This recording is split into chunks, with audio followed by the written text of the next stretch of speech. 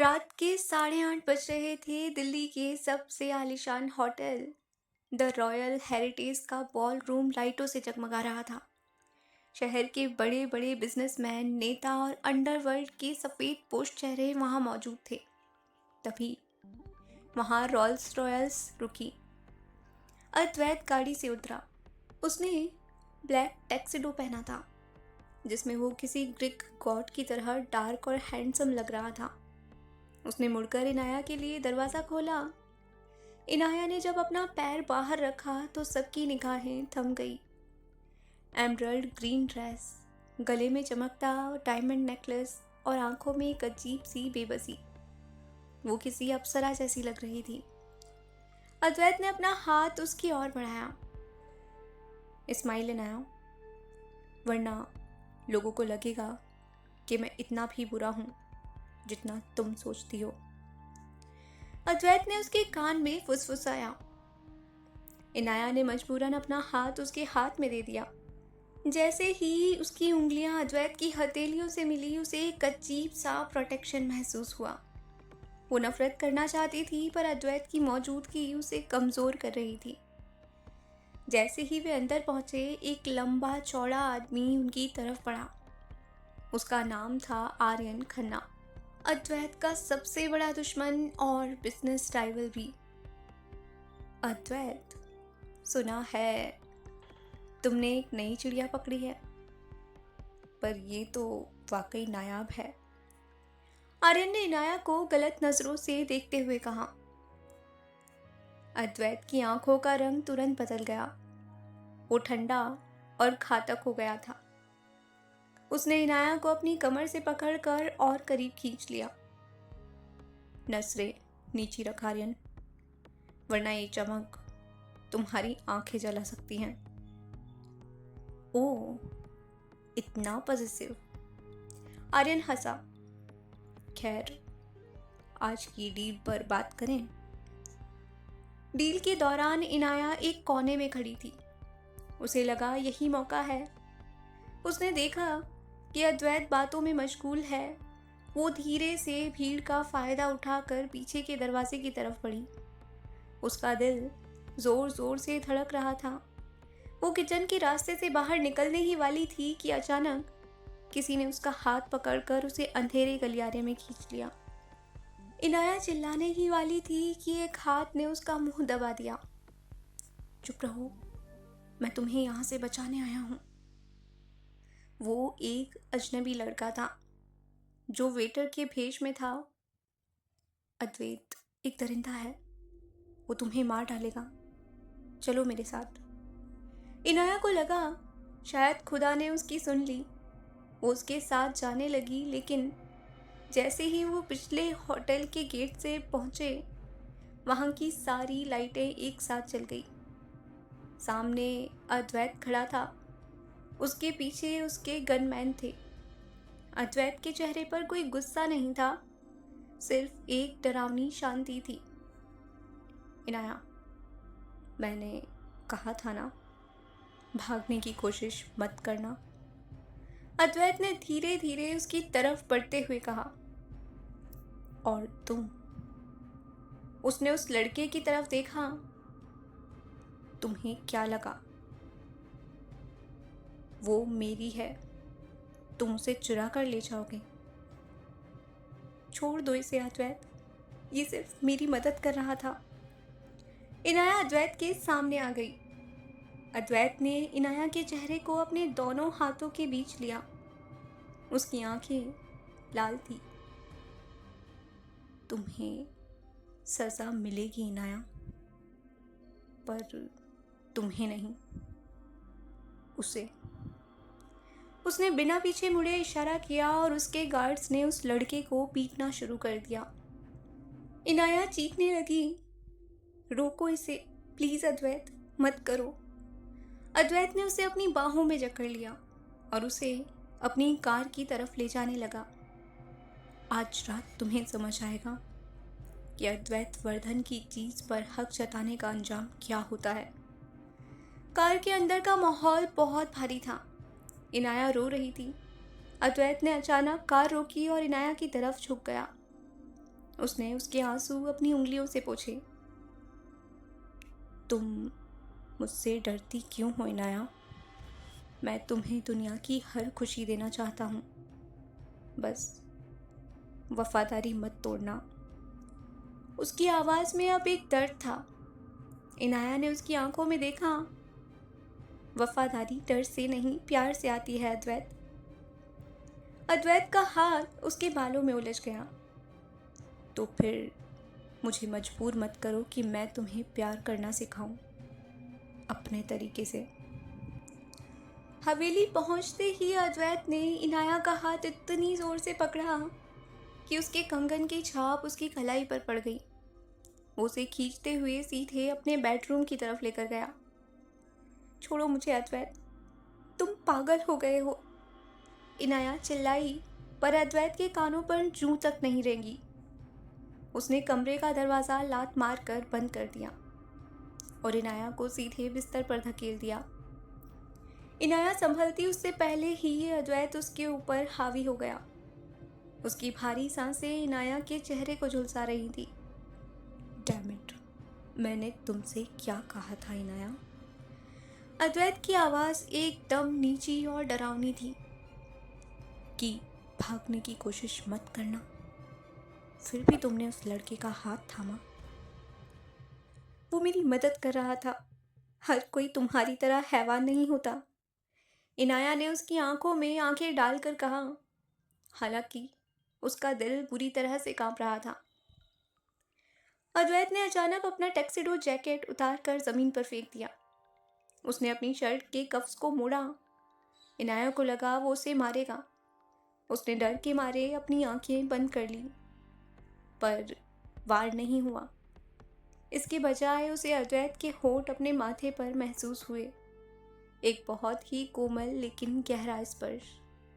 इनाया की आंखें झटके से खुली। सज़ा तुम्हें नहीं मिलेगी इनाया, सज़ा मुझे मिलेगी, अद्वैत ने उसके कान में फुसफुसाते हुए कहा।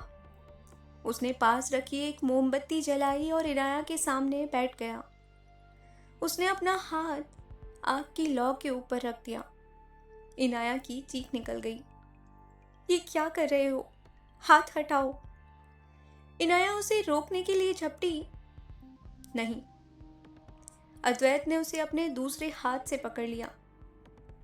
जब जब तुम मुझसे दूर जाने की कोशिश करोगी मैं खुद को तकलीफ दूंगा। अब तुम चुनो, क्या तुम मुझे जलते हुए देखना चाहती हो? इनाया का गुस्सा पल भर में गायब हो गया। अद्वैत के हाथ से जलने की गंध आने लगी थी। इनाया ने रोते हुए फूंक मारकर मोमबत्ती बुझा दी। तुम पागल हो, पूरी तरह पागल। इनाया ने उसका जला हुआ हाथ अपने हाथों में ले लिया। उसकी आंखों से आंसू टपक कर अद्वैत के जख्म पर गिर रहे थे। अद्वैत ने उसे अपनी ओर खींचा और उसे अपनी लैप पर बैठा लिया। इस बार इनाया ने विरोध नहीं किया। वह अद्वैत के इस अजीब और खतरनाक प्यार से हार गई थी। मैं पागल हूँ इनाया, तुम्हारे लिए। अद्वैत ने उसके चेहरे को अपनी हथेलियों में भरा। दुनिया मुझे पत्थर कहती है, लेकिन तुम्हारे सामने मैं मोम बन जाता हूँ। बस मुझसे दूर मत जाना। उसने इनाया के गर्दन के उस हिस्से को छुआ जहां हीरे का नेकलेस चमक रहा था। इनाया का बदन धनुष की तरह तन गया। वो नफरत करना चाहती थी, पर अद्वैत की दीवानगी उसे अपने अंदर समेट रही थी। अद्वैत, ये गलत है, इनाया ने कमजोर आवाज में कहा। जो इतना सुकून दे वो गलत कैसे हो सकता है? अद्वैत ने उसके होठों के बेहद करीब आकर कहा। तभी अद्वैत के फोन पर एक मैसेज आया। उसने स्क्रीन देखी। उसके चेहरे के भाव फिर से सख्त हो गए। उसने इनाया को नीचे उतारा। मुझे जाना होगा, कुछ काम है जो आज रात ही खत्म करना है, तुम सो जाओ। अद्वैत कमरे से निकल गया। इनाया वहीं बैठी रही। उसने अपने हाथों को देखा जिसमें अभी भी अद्वैत की गर्माहट थी। उसे समझ आ गया था कि वो किसी गैंगस्टर की कैद में नहीं, बल्कि एक ऐसे जुनून की कैद में है जिससे वो भागना भी चाहे तो नामुमकिन है। अद्वैत के जाने के बाद कमरा इनाया को काटने को दौड़ रहा था। उसके दिमाग में बार बार वही सवाल घूम रहा था, अद्वैत इतना रेस्टलेस क्यों हो गया? क्या वो उस लड़के को मारने गया है? इनाया से रहा नहीं गया, उसने दबे पांव कमरे का दरवाज़ा खोला। ताज्जुब की बात यह थी कि इस बार दरवाज़ा बाहर से लॉक नहीं था। शायद अद्वैत जल्दबाजी में भूल गया था, या फिर शायद ये कोई उसका नया जाल था। वो नीचे हॉल की तरफ बढ़ रही थी। हवेली में सन्नाटा था, सिर्फ दूर कहीं से बेसमेंट के पास से कुछ आवाज़ें आ रही थीं। इनाया ने अपनी सांसें रोकी और धीरे धीरे सीढ़ियाँ उतरी। जैसे ही वो बेसमेंट के भारी दरवाजे के पास पहुंची, उसे अद्वैत की दहाड़ सुनाई दी। किसने कहा था उसे छूने के लिए? मैंने कहा था ना कि वो लड़का सिर्फ डराया जाएगा। उसे खत्म करने का ऑर्डर किसने दिया? इनाया की रूह कांप गई। उसने दरार से अंदर झांका। अद्वैत वहां खड़ा था। उसके हाथ खून से सने थे, लेकिन वो खून उस लड़के का नहीं बल्कि उसके अपने ही एक गार्ड का था, जिसे अद्वैत ने बेरहमी से पीटा था। विक्रम, अद्वैत का वफादार, उसने सर झुकाकर कहा।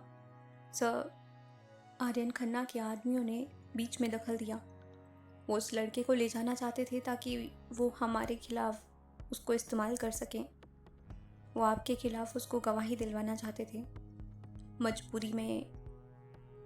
मजबूरी मेरी डिक्शनरी में नहीं है विक्रम।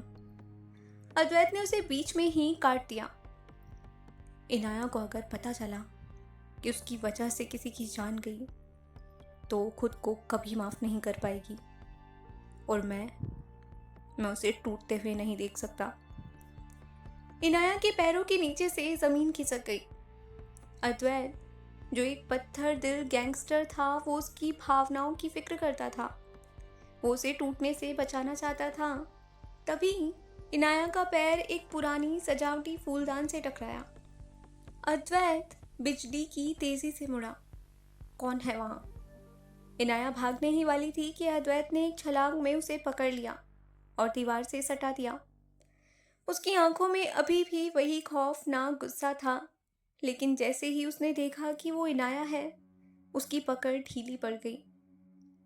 तुम यहाँ क्या कर रही हो? उसकी आवाज में अब फिक्र थी। इनाया ने उसके सने हुए हाथों को देखा और फिर उसकी आंखों में।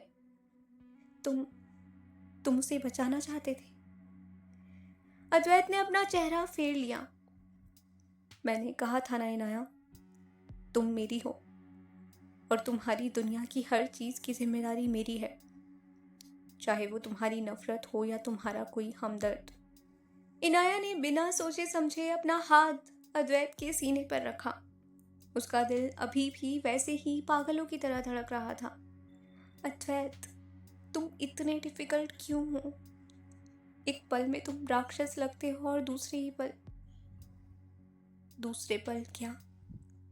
अद्वैत उसके करीब आया। उसकी शर्ट पर खून के छींटे थे, लेकिन उसका पूरा ध्यान सिर्फ इनाया के चेहरे पर था। दूसरे पल तुम मुझे महसूस होने लगते हो, इनाया ने फुसफुसाते हुए कहा। अद्वैत ने अपनी उंगली से इनाया के होठों को छुआ। मुझे महसूस मत करो इनाया, मुझ में खो जाओ, क्योंकि अगर एक बार तुमने मुझे समझ लिया तो तुम चाहकर भी मुझसे नफरत नहीं कर पाओगी। उसने इनाया को अपनी बाहों में उठा लिया। इनाया ने इस बार कोई विरोध नहीं किया था। उसने अपना सर अद्वैत के कंधे पर रख दिया। जैसे ही वो उसे वापस कमरे की ओर ले जा रहा था, खिड़की से बाहर चमकती बिजली ने अद्वैत के चेहरे को एक पल के लिए रोशन किया। उसके चेहरे पर एक गहरी जीत की मुस्कान थी। उसे पता था कि इनाया के दिल की दीवारें अब गिरना शुरू हुई हैं। लेकिन उसी अंधेरे में हवेली के बाहर आर्यन खन्ना अपनी दूरबीन से ये सब कुछ देख रहा था। खेल अभी खत्म नहीं हुआ है अद्वैत। अगर इनाया तुम्हारी ताकत है तो वही तुम्हारी मौत भी बनेगी। अद्वैत ने इनाया को बिस्तर पर बड़े आराम से लिटाया। कमरे में हल्की मध्यम रोशनी थी। अद्वैत जाने के लिए मुड़ा ही था कि इनाया ने उसका हाथ थाम लिया। उसके हाथों पर लगा खून अब सूख चुका था, लेकिन इनाया को उस अंधेरे में अब उतनी घिन नहीं आ रही थी जितनी पहले आती थी। अद्वैत, रुकिए। इनाया की आवाज में एक अजीब सी नरमी थी। अद्वैत ठिठक गया। उसने पलट कर देखा। डरो मत इनाया, जो तुमने नीचे देखा वो इस दुनिया का सच है। मैं चाह कर भी तुम्हें सफेद झूठ नहीं परोस सकता। मैं सच से नहीं डर रही। इनाया उठी और उसके सामने खड़ी हो गई। मैं उस इंसान से डर रही हूं जो मेरे सामने खड़ा है। आप मेरे लिए क्या महसूस करते हैं अद्वैत? क्या मैं सिर्फ एक जीत हूं जिसे आपने आर्यन खन्ना से छीन लिया? अद्वैत की आंखों में एक चमक सी कौन थी। उसने एक कदम बढ़ाकर इनाया की कमर में अपना हाथ डाला और उसे झटके से अपने करीब खींच लिया।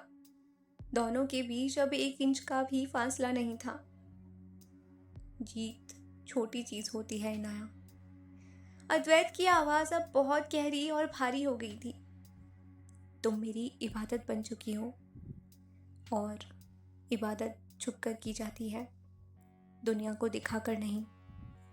उसने झुककर इनाया की गर्दन पर अपना चेहरा छुपा लिया। इनाया की सांसें तेज हो गई। अद्वैत के शरीर की गर्मी उसे पिघला रही थी। वो जानती थी कि ये आदमी खतरनाक है, पर उसका खिंचाव रोक पाना नामुमकिन है। अचानक अद्वैत के फोन पर एक वीडियो कॉल आया। अद्वैत ने चिढ़कर फोन उठाया, पर स्क्रीन देखते ही वो पत्थर सा जम गया। स्क्रीन पर आर्यन खन्ना था और उसके पीछे इनाया का छोटा भाई आरव कुर्सियों से बंधा था। हेलो अद्वैत, कैसी चल रही है सुहाग रात? आर्यन की कमीनी हंसी कमरे में गूंजी। इनाया ने जैसे ही स्क्रीन देखी, उसकी चीख निकल गई। आरव, नहीं, छोड़ दो उसे आर्यन, ये हमारे बीच की लड़ाई है। अद्वैत की आवाज में एक अजीब सी गर्जना थी जिससे पूरी हवेली कांप उठी थी। बिल्कुल, हमारे बीच की लड़ाई है। आर्यन ने सिगार का धुआं उड़ाया। अगर कल सुबह तक तुमने ऑब्सिडियन के सारे शेयर मेरे नाम नहीं किए और इनाया को मेरे पास नहीं भेजा, तो इस लड़के का अगला फोटो तुम अखबार के शोक संदेश में देखोगे। कॉल कट गया।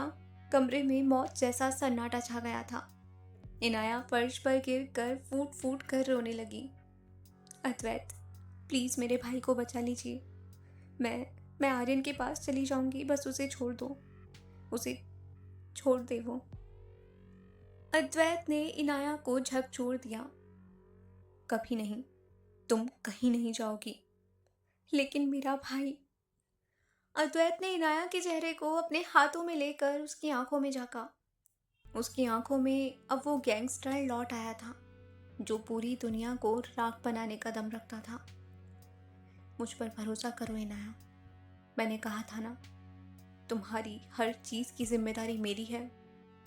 कल सूरज निकलने से पहले आरव यहाँ होगा और आर्यन खन्ना अपनी कब्र में। अद्वैत ने अपनी गन निकाली और उसे लोड किया। एक तेज आवाज हुई। वो आवाज इनाया के दिल को चीर गई। अद्वैत जाने लगा, पर दरवाजे पर रुककर उसने पीछे देखा। अगर मैं वापस ना आऊं तो याद रखना, मैंने अपनी जिंदगी में सिर्फ एक बार ही इश्क किया था और वो तुम हो। वो तूफान की तरह बाहर निकल गया। इनाया वहीं खड़ी रह गई। उसके गले का वो नेकलेस अब उसे किसी जंजीर जैसा नहीं बल्कि एक वादे जैसा लग रहा था। क्या अद्वैत अपने प्यार के लिए खुद को कुर्बान कर देगा, या फिर क्या वो आरव को बचा पाएगा? जानने के लिए देखते रहिए हमारी ये कहानी, और नेक्स्ट पार्ट मिस ना हो इसके लिए हमारे चैनल को सब्सक्राइब ज़रूर करिए। Thank you.